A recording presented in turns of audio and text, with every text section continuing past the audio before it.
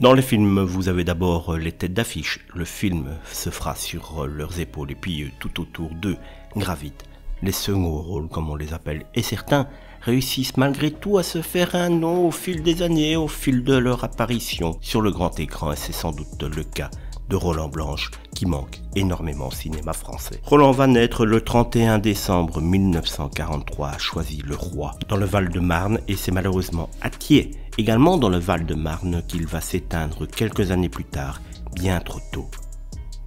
Fils de chaudronnier, il joue au théâtre à Choisy-le-Roi dès l'âge de 10 ans. Il entre au cours Simon, mais ses professeurs le dissuadent de se présenter au cours d'entrée du Conservatoire d'art dramatique de Paris. Pourtant, sa voisine, Madame Berthe, le voit jouer des pièces de théâtre pour enfants dans son jardin. Elle lui fait lire alors Balzac, lui lègue sa bibliothèque. Malheureusement, quelques mois plus tard, elle se suicide en se pendant avec une cravate. C'est le premier fait divers dans la vie de Roland Blanche. Sa vie est marquée par un père qui ne boit pas que de l'eau. Son grand-père, cantonnier rescapé des tranchées, lui a appris l'art des jardins et moult chansons. Entre 19 et 29 ans, Roland Blanche prend une grande décision. En effet, il arrête le théâtre pour devenir sacristain au temple de Boulogne-Billancourt. Il va s'y occuper de scout, joue de l'harmonium jusqu'à la venue d'une troupe de comédiens avec une pièce de Marivaux où manque Harlequin. C'est ainsi que sa vie va basculer une deuxième fois. Il rencontre Jean-Michel Ribes, pour lequel il jouera souvent par après.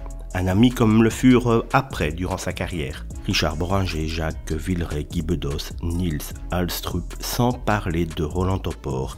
Telle était la bande de copains noctambules de Roland Blanche. Il va jouer dans plus de 50 films et les pièces de théâtre vont également s'enchaîner. Il va marquer tout doucement le cinéma français avec sa bouille de salaud, c'est lui qui le dira. Lui-même, ne m'engueulez pas sur les commentaires. Il se décrit lui-même comme un grand second rôle. Il a très vite compris qu'avec sa tronche, il n'aurait jamais un grand rôle. Il ne l'a d'ailleurs jamais eu. Roland Blanche a joué pas mal de petits rôles. Roland Blanche, au cinéma, c'est un assassin psychopathe, un flic impitoyable, un pourri mal rasé. Ou bien alors le rôle d'un dépressif, et c'est d'ailleurs le rôle qui, moi, m'a marqué le plus dans la carrière de Roland Blanche.